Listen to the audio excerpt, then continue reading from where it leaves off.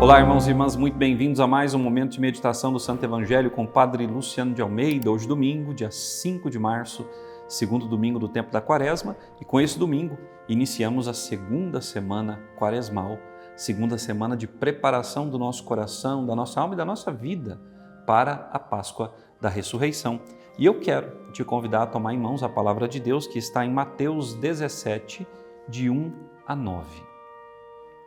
Naquele tempo, Jesus tomou consigo Pedro, Tiago e João, seu irmão, e os levou a um lugar à parte sobre uma alta montanha.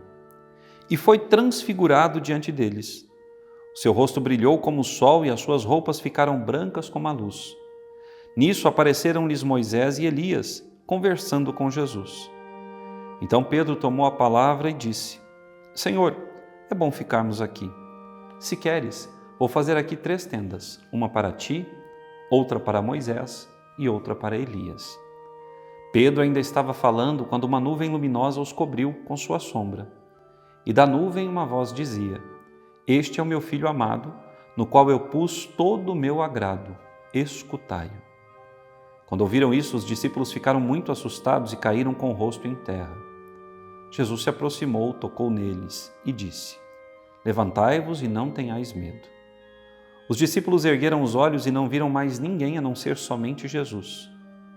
Quando desciam da montanha, Jesus ordenou-lhes: Não conteis a ninguém essa visão, até que o Filho do Homem tenha ressuscitado dos mortos. Palavra da salvação, glória a vós, Senhor. Eu tive a graça de visitar por 3 vezes o Monte Tabor, subi aquela montanha tão bonita, bem arborizada, no alto o Mosteiro da Transfiguração, e quando lá eu estava, eu ficava imaginando aquela nuvem cobrindo todo o topo do monte, porque realmente é um monte no meio de um grande vale. De um lado estão as montanhas onde está a cidade de Nazaré e bem de frente o Monte Tabor, cercado por todo aquele grande vale, aquele morro, aquela montanha bonita. E eu ficava imaginando as nuvens cobrindo aquela montanha, aquela voz dizendo aos discípulos: Este é o meu filho amado, no qual eu pus meu agrado, escutai. Eu fico imaginando não somente o pavor que sentiram por se encontrarem com a divindade, mas a alegria de saber que eles tinham experimentado o céu. O Tabor foi uma antecipação do céu. E por quê? Porque Jesus queria dar àqueles 3, Pedro, Tiago e João, a graça de entenderem que depois de todo o sofrimento pelo qual ele passaria, ele ressuscitaria e estaria glorioso como eles puderam vê-lo. Viram também Moisés, viram também Elias, aqueles 2 dos quais a Bíblia nos diz não se tem túmulo porque foram arrebatados ao céu, estão lá em corpo e alma, tiveram seus pecados perdoados pelo Senhor e subiram ao céu com Ele. Viram a glória de Deus, viram a lei e viram os profetas, aquilo que Jesus veio dar pleno cumprimento. E agora, meus irmãos e minhas irmãs, o que mais me intriga é como os discípulos conseguiram conter tamanha alegria e guardar tal segredo até depois da ressurreição. Sabe por quê que eles conseguiram guardar esse segredo e manter essa alegria viva, apesar de todo o sofrimento pelo qual veriam Cristo passar, e somente o revelaram após a ressurreição? Porque seu coração estava cheio da fé viva em Deus nosso Senhor.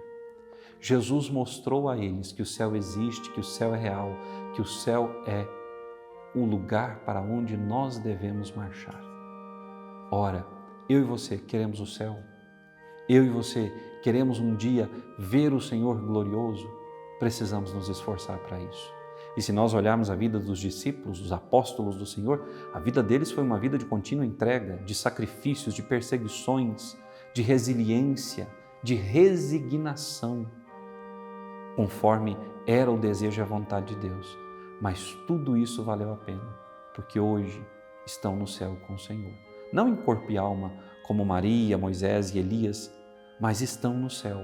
Já vem o Senhor face a face, e no dia da ressurreição, seus corpos serão transformados em corpos gloriosos, semelhante ao corpo do Senhor no alto do Tabor, ao corpo de Moisés e Elias, e eles habitarão com o Senhor pela eternidade nos céus.